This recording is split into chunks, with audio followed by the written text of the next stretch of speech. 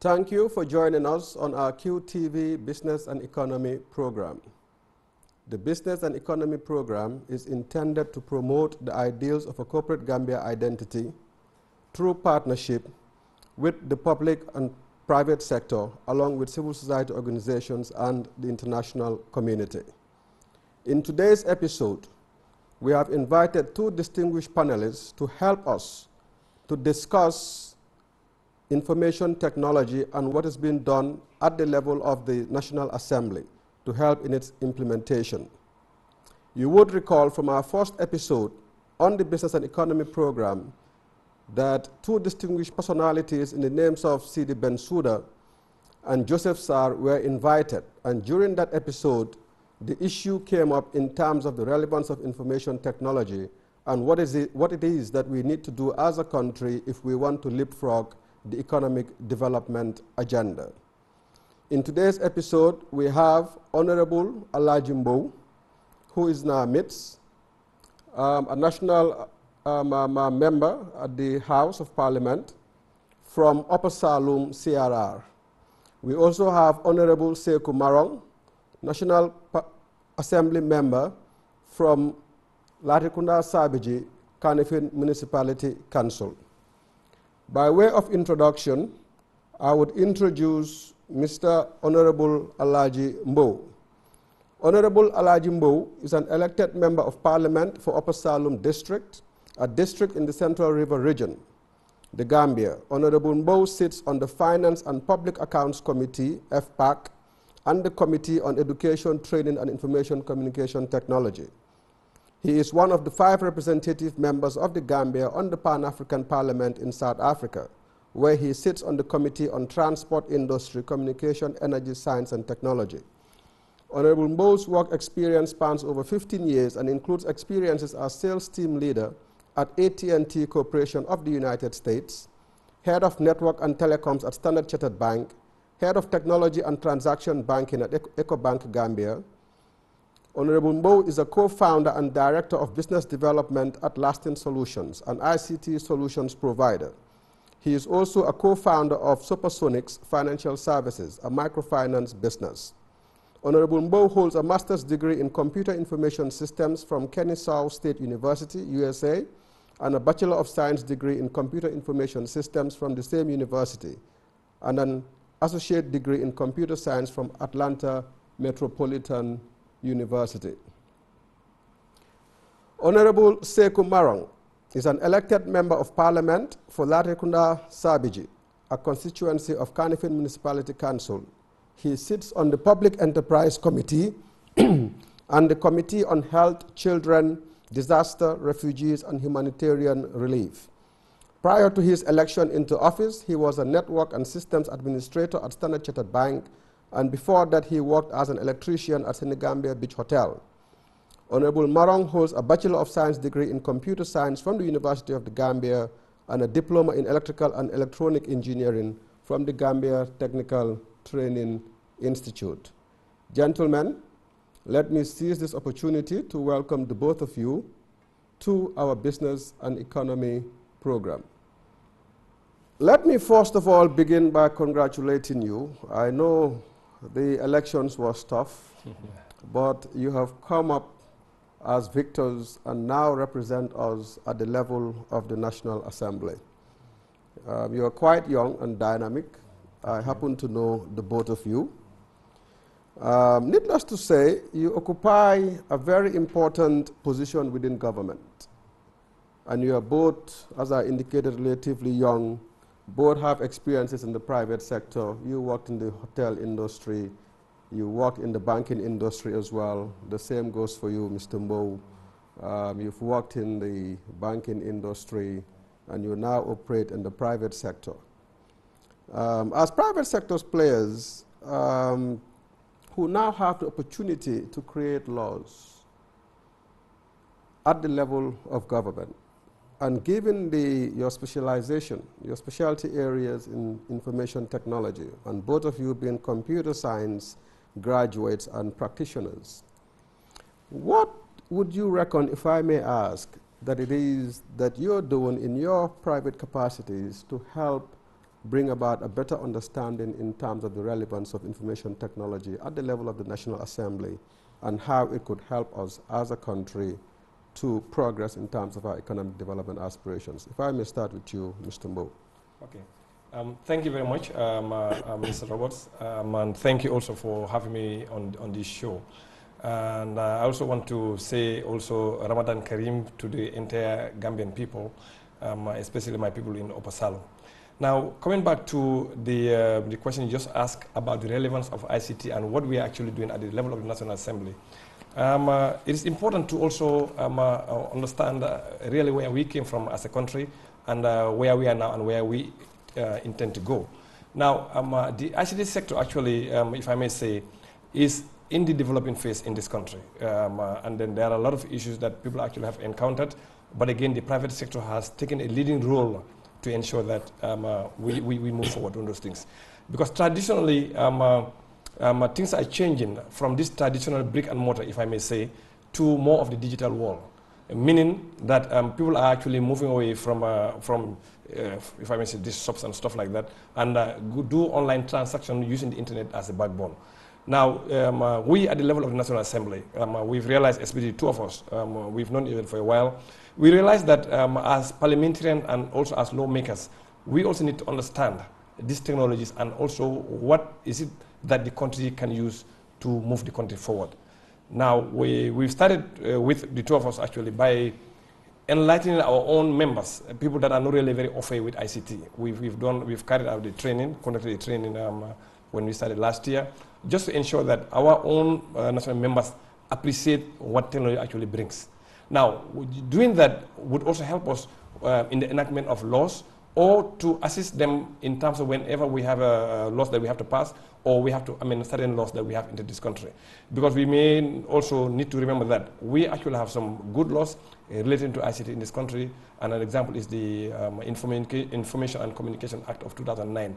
And there are a lot of good things that this act actually has.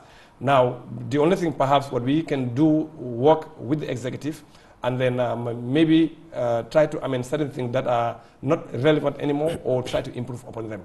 Because of this act was created since 2009, and it's almost like coming to 10 years now, and a lot actually has changed in the ICT field.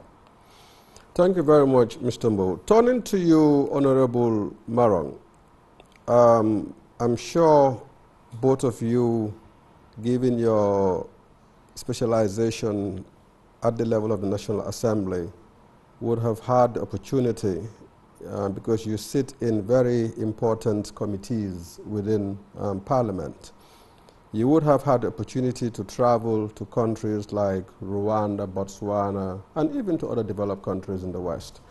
And you would have had the opportunity to see what is it that ICT can actually do. Let's take Rwanda as an example. Or even, let's come to our neighbors in Senegal. What is it that you think should be done? Because I'm not too sure how many National Assembly members currently are specialists in information technology, but the two of you I know of, and you are there. What is it that you think you could do to help get the relevant ministries and parastatals to begin thinking about laws that could be brought to the National Assembly that you could look at to help in terms of that information technology drive and advancement that we so dearly need in the Gambia? Okay, thank you very much, Mr. Benjamin Roberts, for hosting us this morning. And then just want to remind you also that Honorable Alaji Mbow was my lecturer at the University of the Gambia. He taught me some subject when I was at the University of the Gambia. Mm-hmm. Okay, coming to your questions, what we can do as a parliamentarian, by looking at the example of, let's say, our closer country here, that's Senegal. What Senegal, or like Rwanda you mentioned, what they are able to achieve in ICT, I always say to myself, why not the Gambia? We can have the same thing. But we have a big board in this country here, that's in the Gambia. That is how many people understand the importance of ICT. In the level of the parliament, imagine the only ITC specialist there is myself and Honorable Alhaji Mbow. If you go to the executive, the judiciary, how many people have a better understanding of ICT? How many people have the understanding that if you invest in ICT, investment in ICT is a very, very good investment? How many people understand that one? That is why at the level of the parliament, during our budgetary session, if you look at the budget for the state parastatal, the budget is less than 2%. Now, if we really want to improve our IT sector, these are some of the areas that we need to focus on. And then also, the political willingness. Are we really willing to invest in ICT? Did we really know the importance of ICT? Did we know that when we invest in ICT, what we can gain from it? So these are some of the problems that we have in. What Honorable Alhaji Mbow rightly says, we're doing our best as a member of the parliament to come up with a law that will guide us as a country, sure that we can be at the level of other countries like Senegal, Rwanda. Because looking at Rwanda or looking at Senegal, let me just even, looking at Rwanda, in 1994 to date, Rwanda is able to build their IT sector to one of the best in the whole, if not in the whole of Africa, but like, could be among the best. Mm-hmm.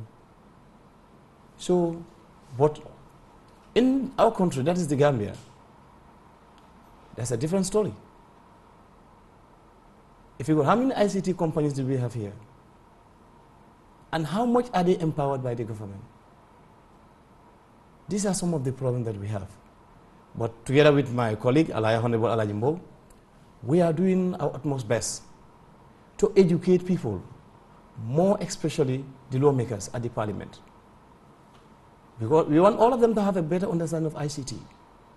We want them to know that, look, it is not all about investing in agriculture, investing in tourism sector, or investing in other areas that can bring us a development. I believe that investing in ICT will give us a rapid development. Looking at our country here in the Gambia, for how long have you been investing in agriculture? What did we gain from agriculture? Yeah, I can stop you there, Honorable Marong, and say that I mean, I like your sense of optimism, and I think this is what we need in terms of bringing about the requisite change in terms of the role that ICT can play in the economic development of the country. The saying goes that one man can make a difference, and now here we have two men at the level of the National Assembly, and I pretty much, you know, share your views and your sentiments in terms of the level of appreciation and the scope of appreciation as well in terms of the relevance of ICT.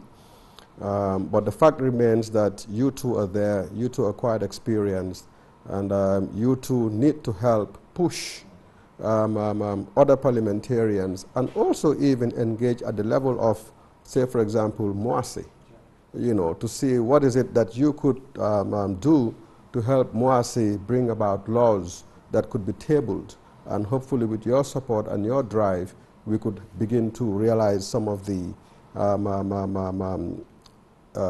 advantages that ICT could help bring in terms of our development. But let me come to you, Honorable Mbow. I mean, you sit in the ICT Specialized Technical Committee on the Pan-African, on the AU Pan-African committee. Now, what is it, if you will, if you could provide us with an overview of that committee and the objective for which that committee was set up, and what is it that we could learn or that you could bring to the Gambia that could help us to begin to progress our ICT aspirations in terms of its contributing significantly to overall economic development. Okay. Thank you very much, Mr. Roberts. Like you rightly said, I sit on the Committee for Transport, Industry, Science and Technology. Mm-hmm. at the level of the Pan-African Parliament, which is a branch of the AU or a hand of the AU. Now, with this committee, basically, again, I may also need to remind people that the Pan-African Parliament is not a lawmaking body at this stage.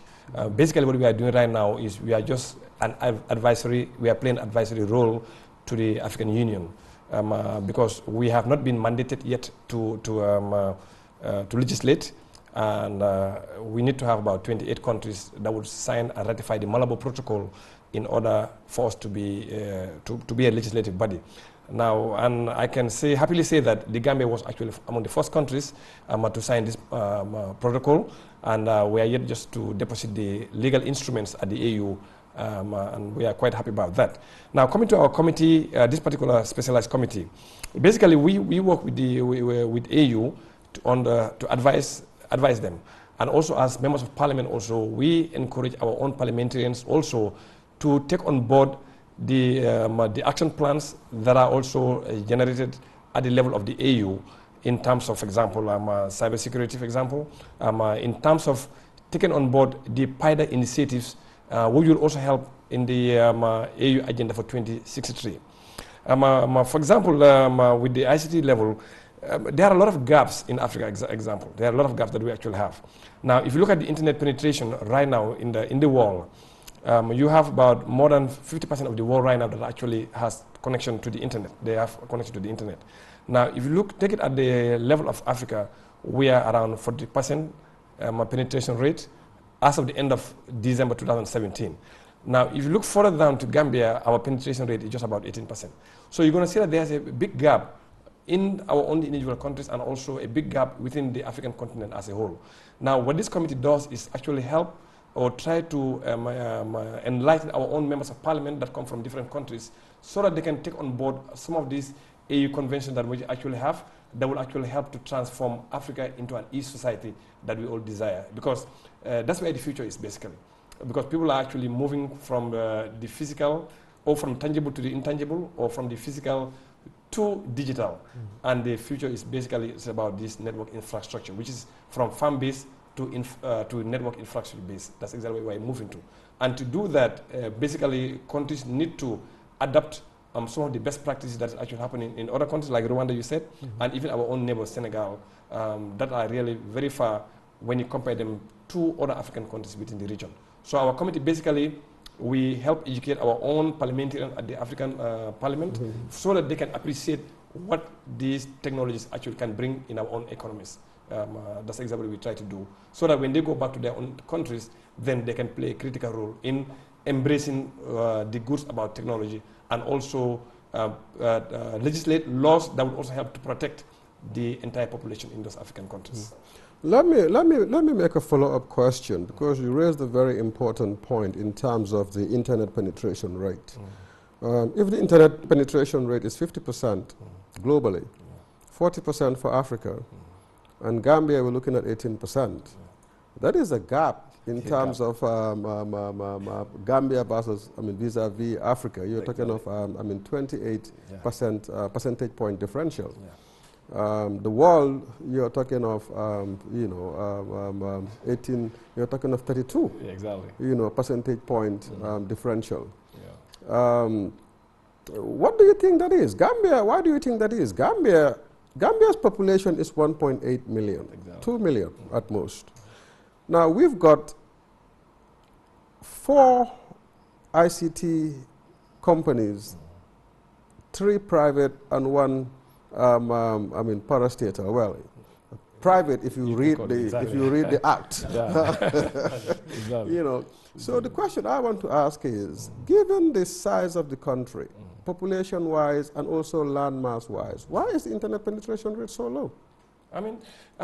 Thank you. Again, there could be a lot of factors, particularly in our own country and the Africa also as a whole.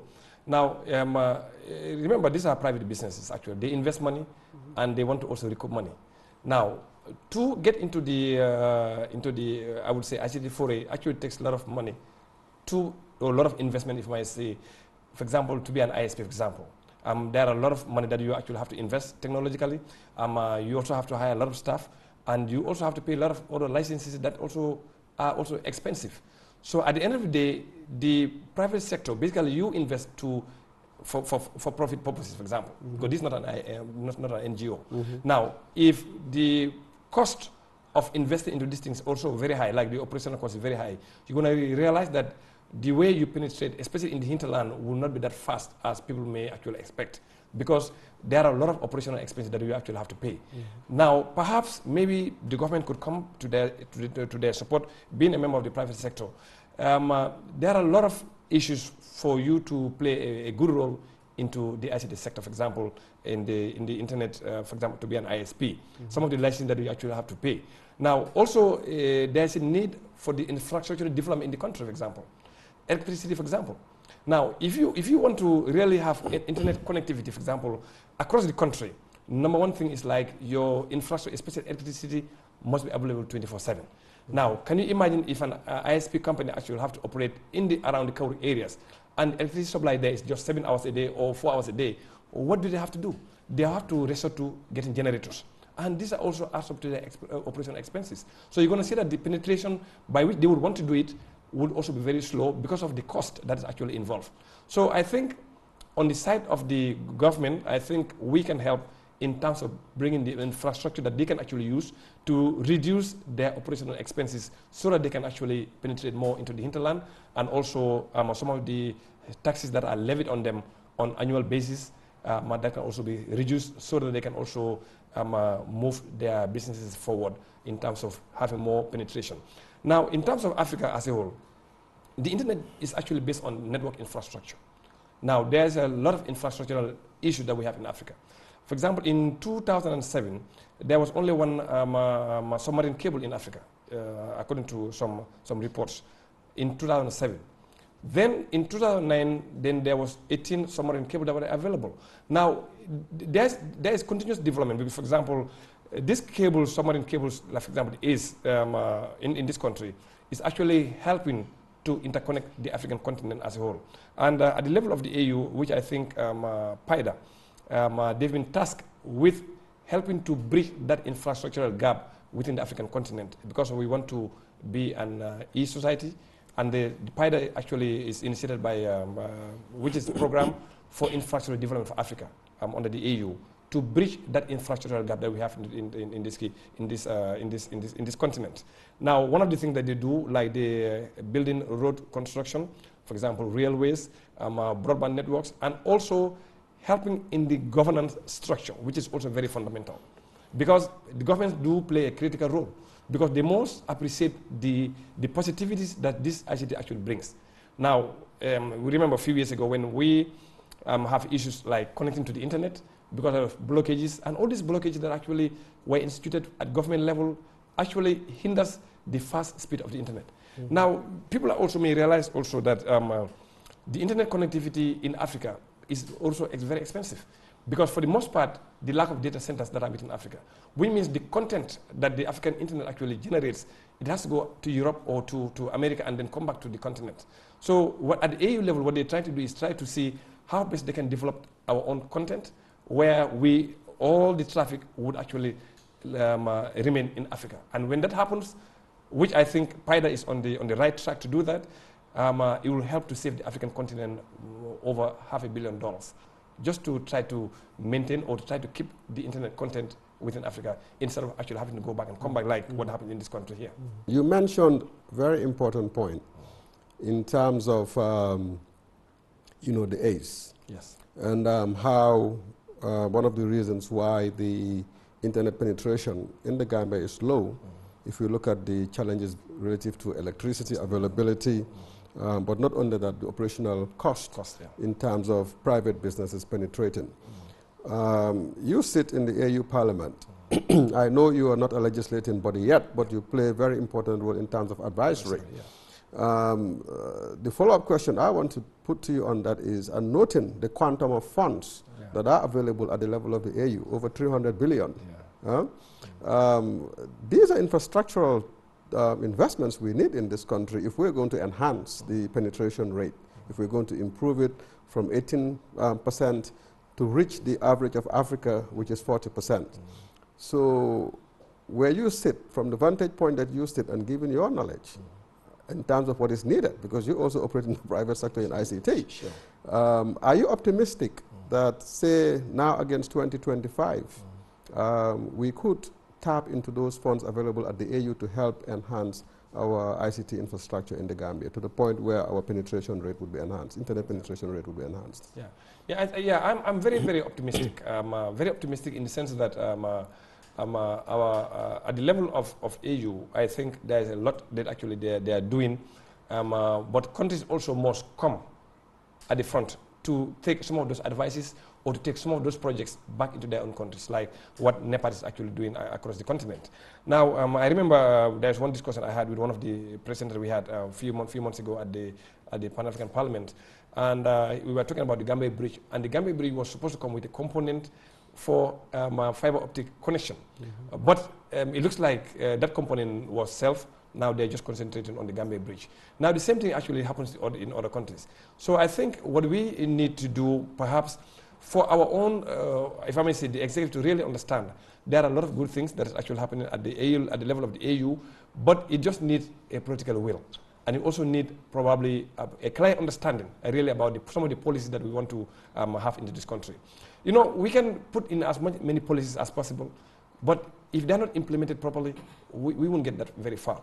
Or we will get there, but it's going to be very, very slow. So I think at the level of AU, I think funding may be available, but we need to go out there and then show our case, build a case, so that they could come and then see what best they can do. Because Gambia is in a very strategic position in West Africa, very strategic. And I think we need to use that to leverage on getting some of this funding so that we can actually help to develop our own infrastructure. Now, mind you, at the level of Parliament, we ratified a loan from the Exim Bank of China.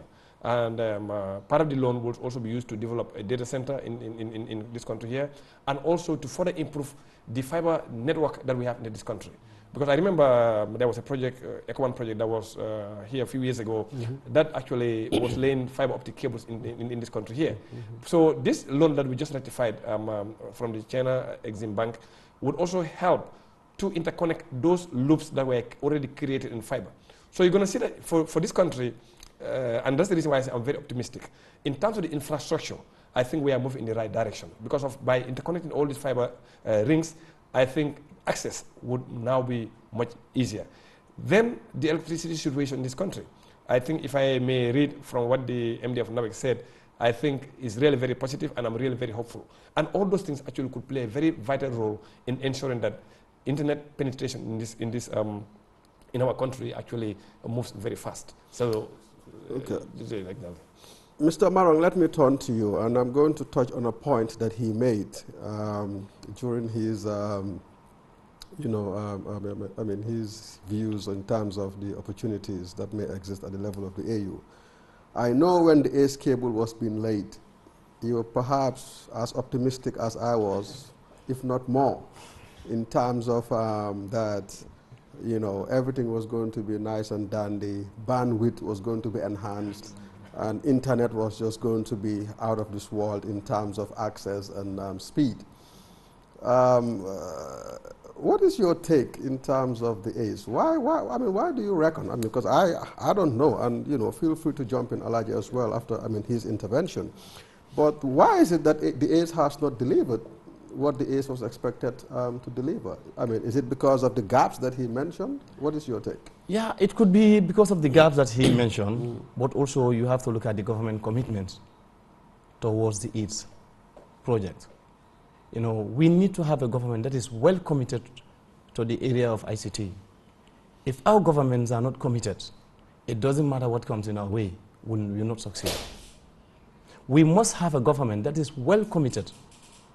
Because looking at that, actually you rightly said, when that one was rolled out, I was jumping saying that, look, my internet now, the internet in the country now is going to be very, very cheap. The speed is going to be okay. The bandwidth is going to be okay. But what's happened? Everybody at the end of the day was disappointed.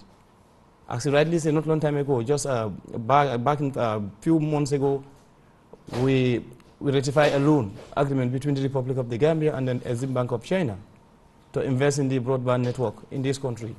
But it's going to be the same. If the government is still not committed, after that loan, at the end of the day, you'll find out that still we will be where we are. So this is why we are pushing the agenda, myself together with Honorable Ajimbo and the rest of the National Assembly, to make sure that government is well committed. Because $25 million loans is not it's not a small money. If we invested that one very, very well, the populations of the Gambia, the Gambian people should definitely feel that ICT is playing a bigger role in this country in terms of socio-economic development and whatsoever. But if that is not happening, if the government is not committed, really, what's happened at the ACE project, the same thing is going to happen again. But we actually say there's a laws. We have a pretty good laws, because if you look at the Pura, they have a good laws. But how much did how did we understand those laws? Did they come out plain and tell people these are the laws that are in place? So these are the problems that we are having at this moment. So that's why when we talk about ICT, all what I talk about is the government commitment. Government have to come on board. Government have to come and support. They have to support the private sector. If they do it that way, by now we will be where Senegal is, or we will be where Rwanda is. But if not, we're still going to have a problem. But I'm really optimistic with this new dispensation and with the level of with the member of the parliament that we have, young, dynamic, we will be there. Now, you seem to be making the point in terms of the commitment of government being an imperative if we're supposed to have ICT deliver what it is that we expect to get from ICT. Now, of course, there are 3 arms of government, we know this, and each arm is supposed to be influencing the other arms. You are elected members. You have the voice of the people, behind you. So I'm sure, if the 2 of you, and I made the point earlier that 1 man can make a difference, not to speak of 2. That's right. I know that you do not create policies out of the blue. Policies have to be tabled at your level for you to review and then legislate. But nonetheless, I'm sure, given the relevance of ICT and given the rapport, you are politicians, well, we are all politicians in a way. I'm sure, the Ministry of Information, Communications and Infrastructure could be lobbied, be it the minister, the permanent secretary, because this is an important point, and I make this point. And here I would want to go back to the very first episode that we had on this program. And Sidi Bensouda, both of you, I'm sure, know Sidi Bensouda, CEO of Insys Global. I asked him a very pertinent question, and I told him, and my question was, can information communications technology be used, to leapfrog the economic development aspirations of this country? And what is it going to take? And his word was transparency. Because ICT brings about transparency. Exactly. Now, the question is, as a government, are we ready to be transparent? Is that the reason why perhaps the executive, and here when I say of the executive, perhaps I may be less, I should be more forgiving to the Jawara regime. But in terms of the Jawara regime, is that the reason why? Because during the Jawara regime, we know that technology wasn't at, where it is. But at least during the Jawara regime, and currently during the Barrow regime, are politicians afraid of the transparency that ICT brings along? And is this the reason why we as governments are hesitant to support the implementation of ICT? If I may just say a little bit about that area. I think on the previous conversation about the issues that we were all happy that the internet connectivity will be very. I just wanted to say something about those areas. Now, see what happened is the submarine cable is there, the bandwidth is actually there, but whether the ISPs have the proper infrastructure to take that bandwidth and then distribute it to the clientele, that's another issue. You see, what happens is you can have a very good highway, for example, network, very good highway. Then you may have a bus, and the bus can only take as much as maybe a number of people. So regardless of how good the highway is, if the bus that you actually have that you want to transport people from point A to point B, if the bus can take a certain number of people, if you go above that, some people will be left behind. So we must also understand another aspect, whether the ISPs have the proper infrastructure to be able to take that bandwidth and distribute to their clientele. But again, we must also remember that that also comes with a cost. Okay? And then you are dealing with a very small population in this country here. Now, for example, by the end of 2017, December 31st, in this country, there was 310,000 Facebook accounts, people with Facebook accounts in the Gambia here, by the end of 2017. Now, 210,000? 310,000 people with Facebook accounts. Now, only, yeah. So if we can take that, sure. if we can take that and then say, okay, now how many customers does the ISPs actually have to be able to connect, whether it's your mobile phone or whether you have internet connection at home? Now, probably you're talking about maybe less than 500,000 people. Again, how many ISPs do we actually have? So you're going to see that that small number of people that actually are connected to the internet, how much revenue do they actually generate? And again, these are private institutions. They invest money to make money. So that's another area that maybe in another edition we can actually talk about some of these issues that people can have a better understanding about what is actually happening. Why are this connectivity still slow? We can talk about later. But coming to the area of ICT, whether governments about the transparency which CDA mentioned in this last episode, which personally to an extent I would say actually yes. Now, if you look on the, for the Jamana government, we can leave that one alone because technology was not that developed at that time. But coming to the previous government, we have the Jammeh government. Yes, technology actually was coming up, was emerging at a very fast rate. But then we have encountered a lot of issues in terms of trying to control the internet.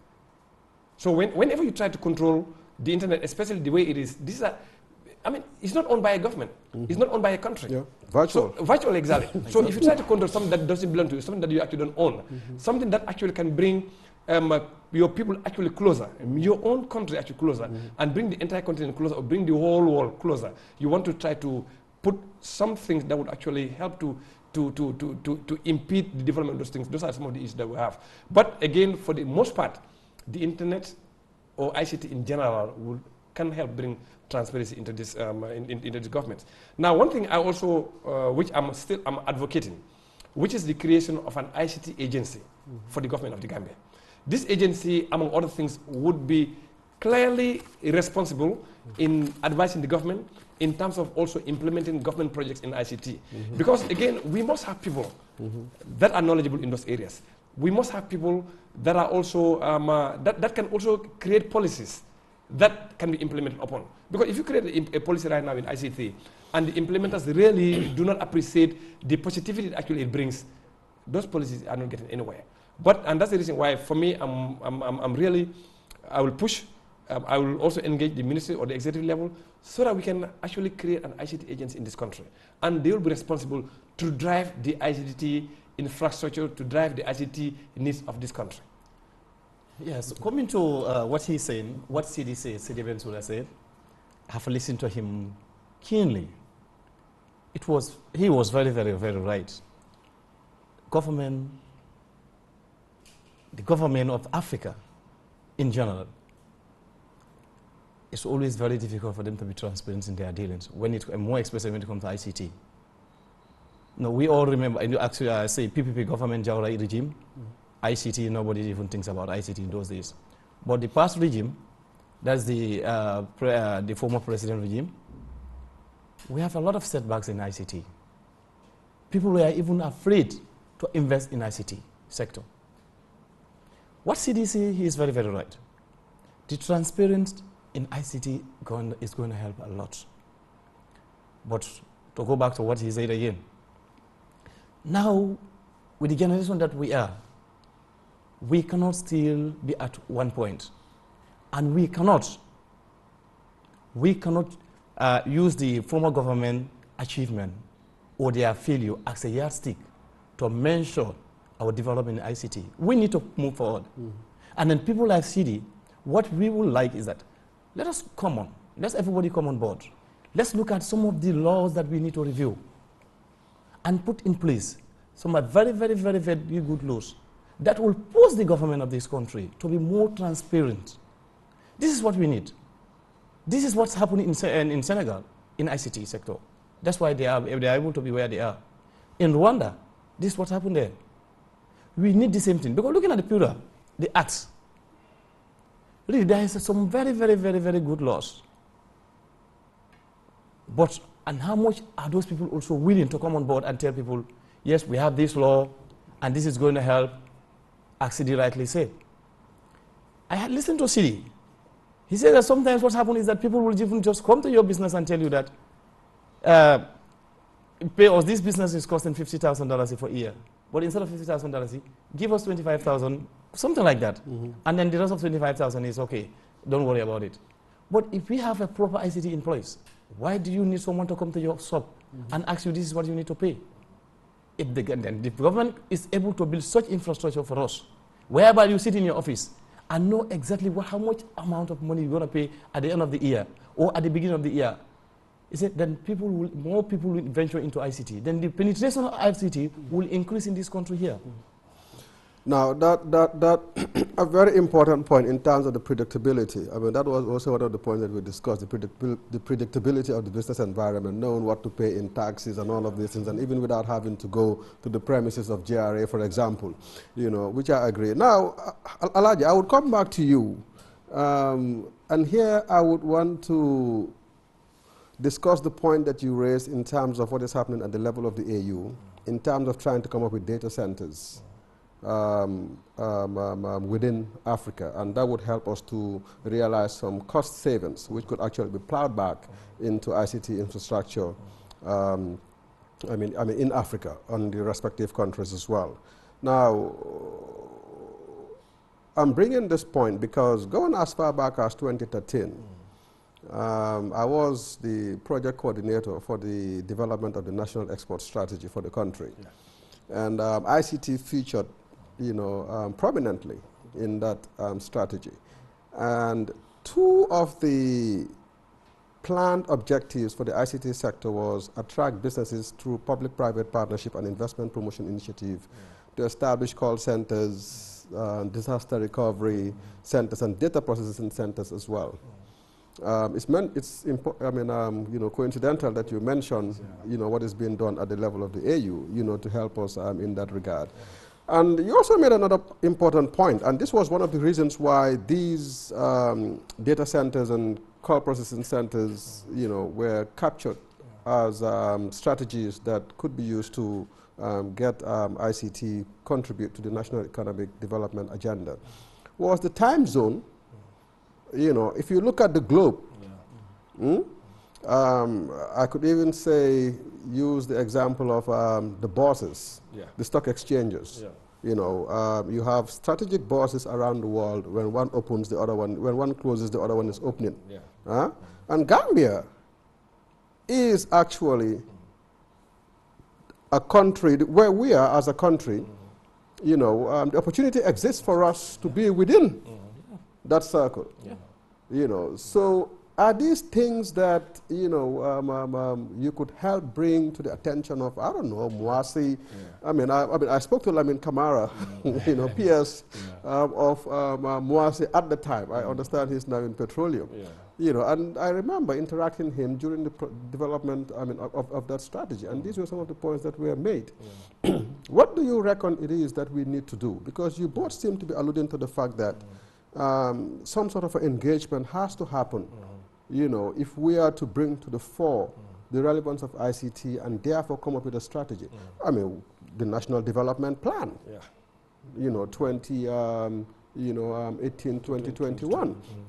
Was just finalized not long ago. The president led a delegation to, to Brussels.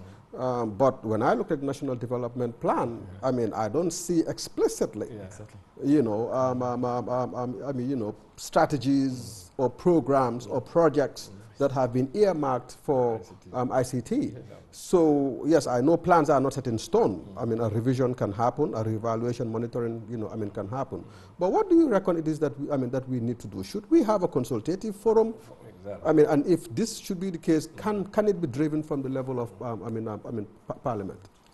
Thank you very much, Mr. Roberts. Again, when in any developing nation or a nation that also want to develop further, the stakeholders of the nation must be engaged at every level. Now, the private sector here, personally, I think the private sector, they are the second and the biggest of this economy. And they must not be left behind in any strategy or any policy that we want to use in this country to move forward. They must be part of it. Now, when I look at the National Development Plan, I share the same views, actually. I have not seen very specifically the programs relating to ICT. Now, the only thing maybe we can say it may have not a direct correlation, but again, it's the infrastructure of ICT. It's like electricity, for example. Because with ICT, you cannot do without it. You need to have electricity. Now, I was hoping that maybe part of this development plan was going to highlight or actually use ICT as a backbone to help our economic development to move forward. Now, just to give you a brief statistics about the way ICT is actually transforming the whole world, which I think can also be used in our country here. For example, you know about Uber, Uber, exactly, yeah. Uber, right now, the market value is over $200 billion. That's the market value. Uber actually have over 1 million drivers, but Uber does not even own a car, not even a single car. So this is traditional technology that actually you're using. Now, let's look at Hertz, for example, which is a car rental company, Hertz, one of the biggest in this world. Hertz, currently, their market value probably is maybe around 190 million, for example, 190 million. Now, Hertz actually have almost 11,000 cars that they actually have. Now, can you see the difference? Now, this is actually relying a lot on technology, which is Uber. And this other one is actually relying on this traditional buying and owning infrastructure. So you see the big difference. So you're going to see that even when you go back and check on another area like the Amazon, for example, these are organizations that actually are using technology to move their business forward. Now, in our own country here as well. Now, if I want to apply for a passport, for example, and I live in the Woolly East or Woolly West, for example, what do? You pay fare all the way to Banjul. And then you fill the form, you submit it, then you go, you maybe call for an interview, you come back. So this go back and forth. It's technology that could actually take and then change that whole situation. ID card, for example. You have to come to Banjul, for example, to go and apply. I mean, voters card, you have to, unless you go to the regional offices. Now, what we are actually saying is like, once we embrace technology, we can use technology to bring efficiency in what we do. It also brings accountability in what we do. It also brings transparency in what we do. So any serious government that really want to be transparent in what you do and that really wants to move your economy forward, you actually have to rely a lot on ICT. For example, the IFMIS project that we have, which is the financial management system of the government that we actually have. Very, very, very, very good infrastructure that they actually have. Okay? Because it's actually helping on the financial management of all government accounts. Now, know that that particular system also has another component, which is the HR component. We can use by PMO. But is it being used right now? No. But it can actually use to help manage the civil service in terms of salary, in terms of scale, in terms of promotion. You can use. Then you look at the other side also, it's about e-procurement. We have a lot of issues in procurement in this country and also outside this country. Because governments, for the most part, are not getting value for money. But technology can actually come into the fore and then change all that stuff. Now, this IFMIS project that we actually have, this EPICO, for example, they're using, there's a component. But again, it's the seriousness, whether we want to go and spend money and use those technologies to bring about the efficiency that we're actually asking for. It's all about spending money. It's all about actually having policies. But at the end of the day, it's the implementation that we actually need to do right, and that will actually help us propel us to the next stage. But the infrastructural development we are on, I think, is the right direction.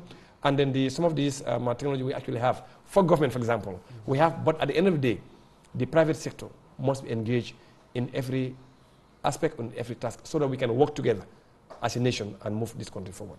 Now, let me come to you, Honorable Maron, because I'm sure at some point in time, the National Development Plan would have been discussed at the level of the National Assembly or even tabled. I'm assuming that should have been the case. Yes. Was that the case? And if no, why is it that Parliament had not requested of the finance minister to come and present the development plan at the level of government so that you as legislators and representatives of the people could actually look at the plan and assess and ascertain if the interest of the public, the people that you so represent in, at the National Assembly, are reflected, and if not, perhaps there would have been an opportunity for parliamentarians to now poke holes and say, no, we would not give this approval, let's go and take a look at it, in more depth. Well, Ben, I think that's a wonderful question that you asked, and it's a wonderful topic that you raised. About this National Development Plan, when they come up with it, at the level of the Parliament, this is what we told them, that we wanted to be at the grassroots level, where you are designing this National Development Plan. Because we are the direct representatives of people. We know people's problems more than them. We know that getting us at the level, at the primary level of the National Development Plan will really, really go a long way. Because these are some of the things we're going to look at. The impact of ICT. Why did they place ICT in terms of National Development Plan? But that didn't happen. But we are made to understand that there is some member of the parliament that they invited during the launching. Was it the launching? During the launching of the National Development Plan. And then we are saying that no, that's not where we needed to be. We need to be at the grassroots. That is where we need to be. So that we can put it to them that this is what we need. Because looking at the National Development Plan, I have not come across anything that talks about ICT. And like I said here earlier on, if the government wanted to, government must show their commitment in ICT. If not, even the development in this country is going to be a problem. Because talking about Rwanda, back in 1994, what happened in Rwanda, we all know. Where is Rwanda today? And then this was not in the absence of ICT. They are able to be where they are because of the ICT. There was a lot of attention in ICT. This is why they are able to be where they are. But looking at this National Development Plan, sometimes I really wonder, why was it just developed? It has to come to the Parliament. We have to look at it page by page, word by word. We see the areas that we need to put our inputs. We know that there was a lot of engagement with civil society organization or whatsoever, but yet still, we, the member of the Parliament, are saying that we should be part and parcel of it. Well, I happen to have hosted on the third episode civil society organizations on the show.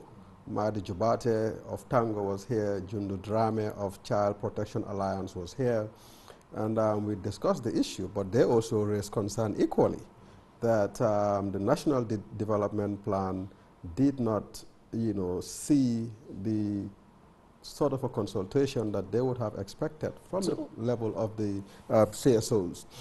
But let me come, and perhaps the last point that we would have chance to discuss, because our time is almost up. I know the NDP had already, gone, but the good thing is it's a 3-year, program. So there's an opportunity for us to review even before the next elections, or thereabout. But with you too, and given the relevance of ICT and the dire need for ICT to be leveraged for us to realize our economic development aspirations, would you, and here I'm referring to two of you, convince your National Assembly members, the other National Assembly members, that going forward, any economic development plan of national interest, or any plan for that matter, must be tabled by the executive at the legislative so that it could be scrutinized and looked at, because you represent the interest of the people at the grassroots, so that at least you could onboard some of these things that you're pinpointing to us. Is that a possibility? I think that's a great possibility. For me, really, when I heard of the National Development Plan, I was actually hoping that we will also be engaged at some level. Now, it is also important to understand that we cannot be a player and a referee at the same time because of our oversight functions that we actually do. But in this case, it's a whole different situation, because we are talking about a plan that would actually move a country or an economy from where it is for the next 3 years, actually. And I think all of us, the private sector, the judiciary, all the 3 arms of government actually should play a critical role in ensuring that we have a very good plan. We were not engaged, or I in particular was not engaged, for example, himself again. And most of us were not actually engaged at the level. Only at the time of the inauguration. So you're going to see that there are a lot of lapses. But we also understand that this is a plan, I understand. So along the way, maybe I hope, along the way, we will be engaged where we can look at actually what is working, and then we try to straighten that, and then we also see what is not working, and we try to bring our inputs, especially also the private sector. For me, I think the private sector is crucial in ensuring that we have a very good plan that will also help all of us as a country to move forward. And I hope at some stage we will be involved where we can actually help to strengthen those that are actually working and those that are not working. Let's see actually how best we can sit down together as a nation or as a government and then rectify those. Gentlemen, we're going to leave it at that. We have not finished, but we always have another opportunity to bring you on board again so that we could discuss other pertinent issues regarding ICT. Honorable Marong, it's a pleasure. Thank you for coming to the program. Thank you. And we wish you the very best. Thank you. And hope that you could deliver results from the National Assembly for the Latrikunda Savage constituency. Yes. Honorable Bo, it's always a pleasure. Thank you very much. And we would see you again on this program. Sure, anytime. Thank you. Thank you very much.